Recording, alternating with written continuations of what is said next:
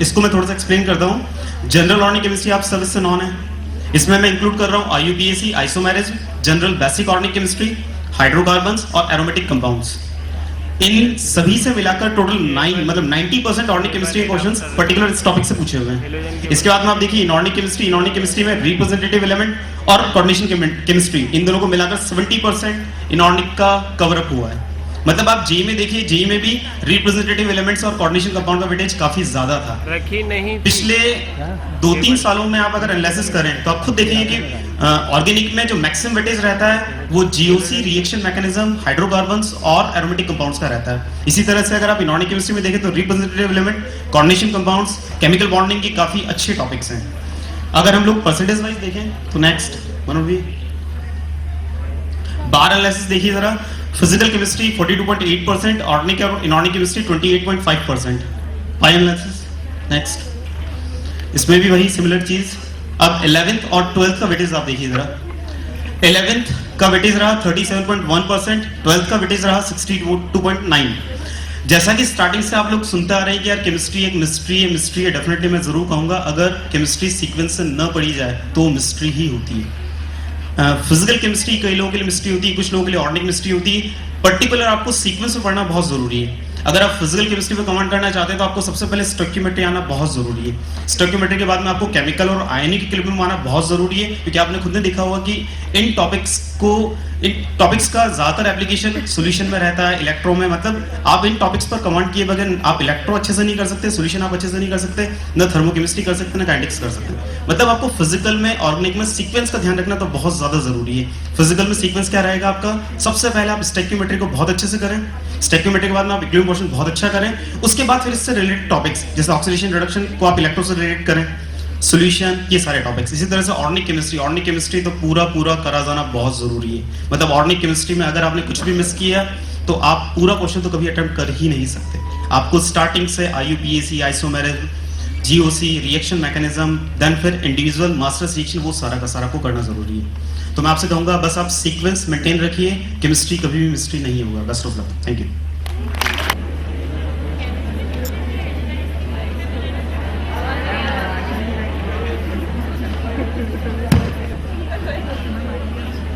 Chemistry portion के analysis के बाद मैं बुलाना चाहूंगी मैथ्स के पोर्शन के एनालिसिस के लिए एमजी सर को। All of you. आप लोग AIEEE में मैथ्स के पोर्शन की बात करूं तो नो डाउट कैलकुलस का वेटेज सबसे ज्यादा है, लेकिन जैसा कि सिद्धार्थ सर ने भी कहा था कि आप इस तरीके से नहीं समझे कि सिर्फ कैलकुलस पढ़ लें और एल्जेब्रा पढ़ लें तो हमें जो रिक्वायर्ड परसेंटेज है वो आ जाएंगे। आपको कैलकुलस अच्छे से समझने के लिए graph, trigonometry, quadratic equation, log और बहुत सारे जो टॉपिक्स है उनका नॉलेज अच्छे से होना चाहिए, तभी आप कैलकुलस के प्रॉब्लम्स कर पाएंगे। बार बार जो चीज कही जा रही है कि क्वेश्चन हाइब्रिड होके आते हैं, मतलब आपको सारे टॉपिक्स का अच्छे से नॉलेज होना ही चाहिए। आईआईटी जेईई में हाइब्रिड ज्यादा होते हैं और AIEEE में कंपैरेटिवली कम होते हैं। सीधा टॉपिक का क्वेश्चन होता है, जैसे सर्कल है तो वो सर्कल पर ही बेस्ड होगा, पर आईआईटी जेईई में सच हाइब्रिड ज्यादा होते हैं। अब इसी चीज को बार एनालिसिस से देखेंगे। ये बार एनालिसिस है और यू कैन सी कि कैलकुलस और एल्जेब्रा ये दो जो टॉपिक हैं सबसे ज्यादा वेटेज वाले हैं और बाकी कम वेटेज वाले हैं। लेकिन अगर आपको अच्छी रैंक अचीव करना है तो आपको सारे टॉपिक अच्छे से पढ़ना चाहिए। और नेक्स्ट इसी को पाई एनालिसिस से भी देख सकते हैं। अच्छा, एक चीज और, AIEEE के पैटर्न के अगर पिछले 3 सालों की बात की जाए तो हर साल पैटर्न चेंज हुआ है। किसी साल 6 मार्क, 4 मार्क, 3 मार्क के क्वेश्चन पूछे गए। 6 मार्क के क्वेश्चन वो थे जो कि लेंथी थे और 4 मार्क और 3 मार्क इस तरीके से। उसके बाद वाले साल में स्टेट ऑब्जेक्टिव सभी 3 मार्क के, और जो रिसेंट इसी साल जो AIEEE एग्जाम हुई है उसमें state objective as well as assertion reason भी पूछा गया। मतलब AIEEE का पैटर्न पिछले 3 सालों में चेंज हुआ है और इस साल कोई बड़ी बात नहीं कि मैट्रिक्स मैच, कॉम्प्रिहेंशन और भी दूसरी चीजें उसमें एडअप हो जाएं। तो आप जो IIT JEE की तैयारी कर रहे हैं, सेम AIEEE की भी तैयारी उसी पैटर्न पर हो जाएगी। लेकिन अभी तक AIEEE में मोर देन 1 करेक्ट नहीं आए, ओनली 1 करेक्ट वाले ही क्वेश्चन आए हैं। और इस एनालिसिस के बाद मैं उन स्टूडेंट्स के लिए जो कहीं ना कहीं ऐसा महसूस करते हैं कि शायद मैं नहीं कर पाऊंगा या अपने आप को डिप्रेस महसूस करते हैं, मैं उनके लिए सिर्फ इतना ही कहूंगा कि आप कोशिश करते रहिए। कोशिश करने वालों की कभी हार नहीं होती है। इसके लिए 2 पंक्तियां कहूंगा। असफलता एक चुनौती है, उसे स्वीकार करो। क्या कमी रह गई उसे देखो और सुधार करो। जब तक सफल ना हो मेहनत को ना त्यागो तुम। संघर्षों का मैदान छोड़ मत भागो तुम। कुछ किए बगैर जय जयकार नहीं होती। कोशिश करने वालों की हार नहीं होती। कोशिश करने वालों की हार नहीं होती। Thank you all of you. Maths portion के एनालिसिस के बाद में मैं बुलाना चाहूंगी PS सर को फिजिक्स पोर्शन के एनालिसिस के लिए।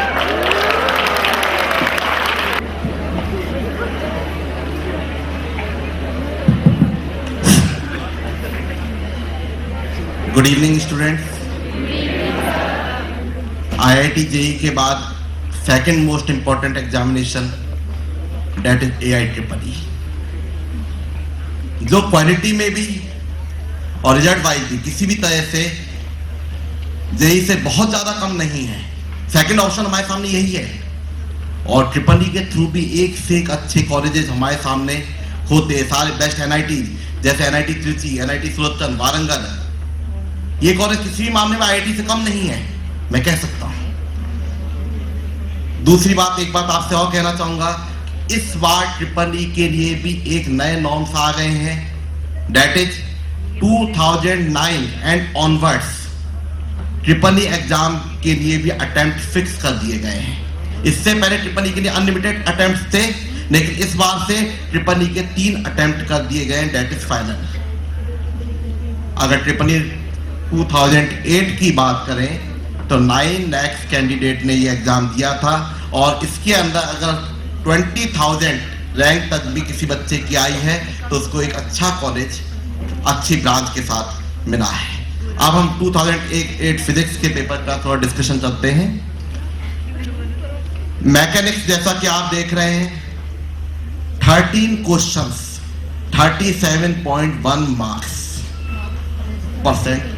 अब मलबट सर एक मोटिवेट नेक्स्ट, यह एक रैंक एनालिसिस है। Next sir, next. हाँ, 2008 की एक्सपेक्टेड रैंक्स का कॉलम है। अगर हम इस कॉलम को देखें तो यहां पर जो 34% पे हमें रैंक मिल रही है, that is 20,000 rank, nearly 20,000 rank. यानी अगर हम मैकेनिक्स पोर्शन की स्ट्रॉन्ग करते हैं तो हम 20,000 रैंक के आसपास कैप्चर कर सकते हैं, यह मानते हुए कि केमिस्ट्री और मैथ्स में आप इक्वली वर्क कर रहे हैं, यह मानते हुए। अदरवाइज केमिस्ट्री और मैथ्स वाले कहेंगे कि हमारा सब्जेक्ट नहीं पढ़ना क्या। ओके, इसके बाद देखिए तो एक बात हमें समझ में आ रही है बहुत अच्छी तरह, खास तौर पे ड्रॉपर बैच के बच्चों से बात कर रहा हूं मैं कि, और ETY तो नेचुरली उससे बात हो रही है कि आपको मैकेनिक्स बहुत स्ट्रॉन्ग करना है। और एक बात ध्यान रखिए, मैकेनिक्स सिर्फ मैकेनिक्स नहीं है, इसमें प्रैक्टिकल एप्लीकेशन भी इन्वॉल्व है। यानी हम प्रैक्टिकल्स को इतना सिंसियरली स्कूल में नहीं करते हैं, लेकिन इस बार चाहे वो EEE हो चाहे वह JEE हो, दोनों में प्रैक्टिकल एप्लीकेशन बहुत ज्यादा था। मींस प्रैक्टिकल्स को भी हमें बहुत सीरियसली देना पड़ेगा। यानी ये मैकेनिक्स प्लस प्रैक्टिकल एप्लीकेशन दोनों के नंबर और परसेंटेज दिया हुआ है। मनमट सर वापस लीजिए। इसके बाद सेकंड पोर्शन अगर हम देखें, और पीछे सेकंड पोर्शन अगर हम देखें, प्रॉपर्टीज ऑफ मैटर, अपने आप में सबसे छोटी यूनिट इस हिसाब से कि मार्क्स बहुत ज्यादा है। बेसिकली सिर्फ फ्लूइड मैकेनिक्स और इलास्टिसिटी अगर हमें 8.6% नंबर देते हैं तो मैं कहता हूं कि यह बहुत फायदेमंद सौदा है, क्योंकि यह चैप्टर अपने आप में 15 डेज ज्यादा मैक्सिमम मास्टरी करने के लिए देता है। और अगर ये 8.6% स्कोर करा रहा है तो ये चैप्टर अपने आप में बहुत इंपॉर्टेंट हो जाता है। बेसिकली इसको भी हम मैकेनिक्स के अंदर ही कई बार कंसीडर कर लेते हैं। बेसिकली जब आप इंजीनियरिंग कॉलेज में जाएंगे तो प्रॉपर्टीज ऑफ मैटर का नाम बदल के हो जाएगा फ्लूइड मैकेनिक्स। फ्लूइड मैकेनिक्स हो जाएगा FM1, FM2, FM3 इंजीनियरिंग के सब्जेक्ट आपके आएंगे। तो बेसिकली फ्लूइड तो मैकेनिक्स का ही एक पार्ट माना जाता है। तो अगर मैकेनिक्स और प्रॉपर्टीज ऑफ मैटर दोनों को कंबाइन कर दें तो दैट इज नियरली 45%। इसके बाद थर्ड पोर्शन जो हम देखें that is electricity and magnet, 25.7%, third most important part. क्यों? क्योंकि मैकेनिक्स के बाद अगर सबसे ज्यादा वेटेज है तो वह इलेक्ट्रिसिटी और मैग्नेट का ही है। इजी पोर्शन है, एक पर्टिकुलर रिदम का पोर्शन है, एक पर्टिकुलर तरीके का पोर्शन है।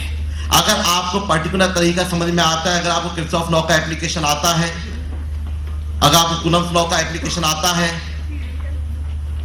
तो इलेक्ट्रिसिटी आपको मार्क्स देता ही देता है। इलेक्ट्रिसिटी एक ऐसी यूनिट है जो मार्क्स भी देती है और आसानी से देती है। मैकेनिक्स इतनी आसान नहीं है। मैकेनिक्स में हम 1000 क्वेश्चंस करने तो उसके बाद कह नहीं सकते 1001 हमसे होगा या नहीं होगा, लेकिन इलेक्ट्रिसिटी में हम कह सकते हैं कि अगर हमने 100 क्वेश्चंस करनी है तो 101 हमसे होगा, डेफिनेटली होगा। उसमें नया कोई ट्रेंड नहीं आ सकता है।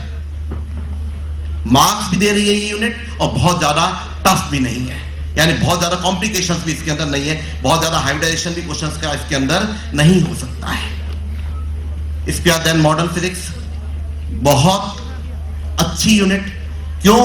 क्योंकि इसमें भी बहुत ज्यादा हाइब्रिडाइजेशन की पॉसिबिलिटीज नहीं है।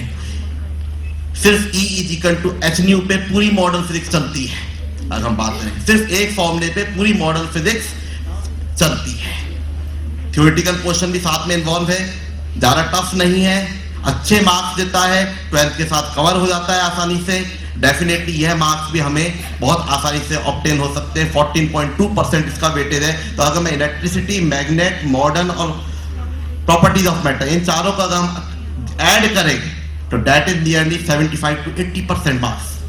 एंड 75 to 80% की अगर मैं टेबल देखूं तो that is providing me nearly 500 rank in AIEEE। अगर इतने ही नंबर आप फिजिक्स, केमिस्ट्री और मैथ्स में भी ले आते हैं तो okay. And I think 500 rank will provide you any college, any branch, whatever you want according to your choice. Triple एक सिंपल एग्जाम है, बशर्ते आपने उसको एक सिस्टमैटिक तरीके से पढ़ा हो, स्टडी किया हो। हर चीज की नॉलेज यहाँ पे मस्ट है। ऐसा नहीं है कि आप कुछ चीज छोड़ सकते हैं, छोड़ना कुछ भी नहीं है। जो बच्चे जेईई की प्रिपरेशन कर रहे हैं उनको वह सब्जेक्ट टॉपिक्स जो वह छोड़ना चाह रहे हैं, जो वह कह रहे हैं कि 100% हम करके नहीं जाएंगे, हम 80% ही करके जाएंगे, लेकिन ढंग से करके जाएंगे, उनको भी एक सजेशन है कि वो बच्चे हुए 20% एटलीस्ट ट्रिपल ई लेवल पे तो तैयार कर लें, क्योंकि ट्रिपल ई लेवल पे आपको ज्यादा वर्क नहीं करना है। अगर IOI में भी हैं आप, ठीक है, रोटेशनल मोशन बहुत टफ टॉपिक है, अब दोबारा जेईई के हिसाब से नहीं हो सकता है, हम IOI में अब इतना टाइम नहीं है, लेकिन हाँ ट्रिपल ई के हिसाब से बहुत आसानी से हो सकता है, क्योंकि ट्रिपल ई में बेसिक मोमेंट ऑफ इनर्शिया के फॉर्मूले पूछे जाते हैं और इतना तो हम याद अभी भी कर सकते हैं, इतना टाइम हमारे पास नहीं कम है।